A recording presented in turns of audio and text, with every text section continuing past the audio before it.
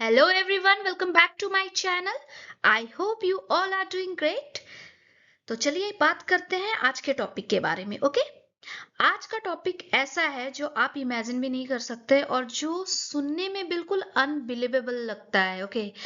This is not a movie scene, this is not a fictional story.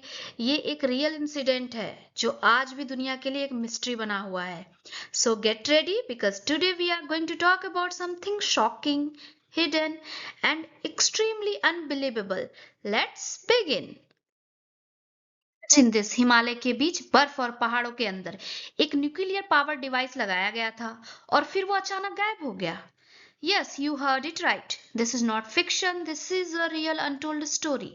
ये story है एक plutonium powered surveillance system की जो national security के लिए इंस्टॉल किया गया था, but without any trace.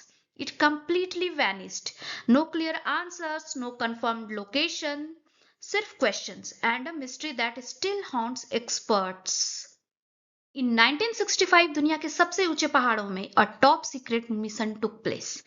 The United States and India secretly placed a nuclear power surveillance device on a remote Himalayan peak. यानी हिमालय की एक दूरस्थ चोटी पर प्लूटोनियम से चलने वाली डिवाइस लगाई गई.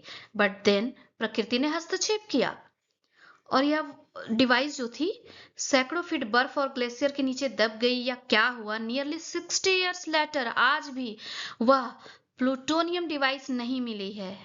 अ साइलेंट रेडियोएक्टिव मिस्ट्री जो आज भी हिमालय में जमी हुई है. So the big question is, why was a plutonium powered device placed on a Himalayan peak in the first place? आखिर इतनी खतरनाक न्यूक्लियर डिवाइस हिमालय में लगाने की जरूरत ही क्यों पड़ गई? टू अंडरस्टैंड दैट हमें वापस जाना होगा कहाँ? 1960s में, after second world war. Okay, एक ऐसे दौर में जब पूरी दुनिया फियर, टेंशन और इंटेंस कंपटीशन में जी रही थी. This was the era of cold war. दुनिया दो सुपर पावर में बटी हुई थी, the United states and the Soviet union. Okay, every missile test, every signal, every movement mattered that time. And that's where Asia, especially the Himalayas, became critically important. China की बढ़ती military ताकत और missile capability को लेकर global powers को real time information जो थी चाहिए थी उस समय, ठीक है. So that lost device in the Himalayas was not an accident of curiosity. वह इस डर, इस रेस और इस ग्लोबल कंपटीशन का सीधा नतीजा था. Okay, so the Himalayas were not chosen by accident. Himalaya को इसलिए नहीं चुना गया क्योंकि वो खूबसूरत था, है ना, बल्कि क्योंकि वो स्ट्रेटेजिक थे. First, extreme height. इतनी ऊंचाई से सर्वेलेंस इक्विपमेंट बहुत दूर तक मिलिट्री एक्टिविटी को मॉनिटर कर सकता था. ओके. Second, remoteness. ये इलाके इतने दूर और इनएक्सेसिबल थे कि सिक्रेसी बनाए रखना आसान था यहाँ पे. And third, strategic position. From these peaks, long range signals, missile tests और दुश्मनों के जो मूवमेंट्स थे ना उस पर नजर रखी जा सकती थी. In short, the Himalayas offer the perfect combination, height, isolation and intelligence advantage. Okay, this was not a public mission, it was a secret partnership. Bharat और अमेरिका के बीच एक क्लासिफाइड कॉपरेशन शुरू हुआ जिसकी जानकारी बहुत ही कम लोगों को थी. Only a handful of officials and scientists knew what was being planned. The mission needed a device that could survive extreme cold, isolation, and years without maintenance. साधारण बैटरी जैसे हालात में काम नहीं कर सकती थी, so the solution was nuclear power. The device used was an RTG, radioisotope thermoelectric generator. लगभग 1 किलो प्लूटोनियम 238 से चलने वाली यह डिवाइस 1965 में बनाई गई थी. It was design to work for years in the harshest conditions. Advance technology for its time but extremely dangerous. अगर कुछ भी गड़बड़ हुआ तो ये बहुत ही खतरनाक साबित हो सकता था. Okay, let's clear the biggest misconception first. This was not a bomb. यह कोई न्यूक्लियर बॉम्ब नहीं था, ना ही कोई वेपन ऑफ डिस्ट्रक्शन और ना ही कोई एक्सप्लोसिव डिवाइस था. Okay, what it actually was, एक radio isotope power device. Plutonium का इस्तेमाल यहाँ ब्लास्ट के लिए नहीं बल्कि इलेक्ट्रिसिटी जनरेट करने के लिए किया गया था. Its purpose was simple but critical, surveillance not destruction. And once this was clear the mission begin.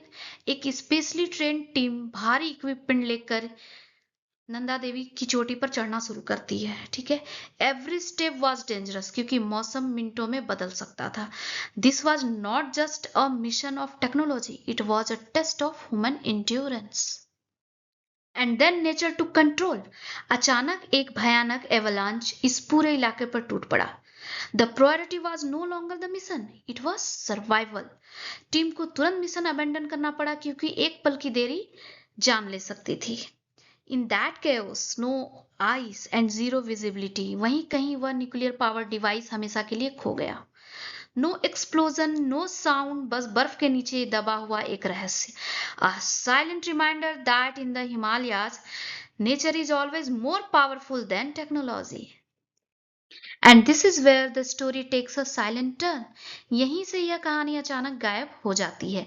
The device did not explode, it did not send a signal, it simply disappeared. भारी बर्फ और बर्फीली परतों के नीचे वह device फिसल कर पहाड़ों की गहराई में चली गई। Its exact location could never be marked. After that, several search and recovery missions were planned, लेकिन हिमालय माफ नहीं करता। Extreme cold, altitude sickness, unstable glaciers और लगातार बदलता मौसम, इन सब ने आगे की कोशिशों को रोक दिया।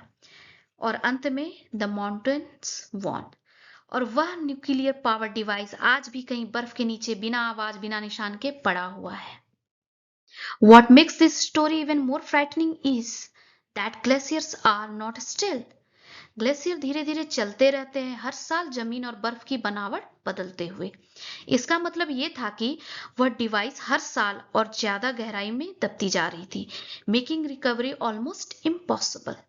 But the real fear was environmental. सबसे बड़ा डर रेडिएशन का था। अगर किसी भी वजह से प्लूटोनियम पिघलती बर्फ में लीक हो जाता तो वह नदियों तक पहुंच सकता था।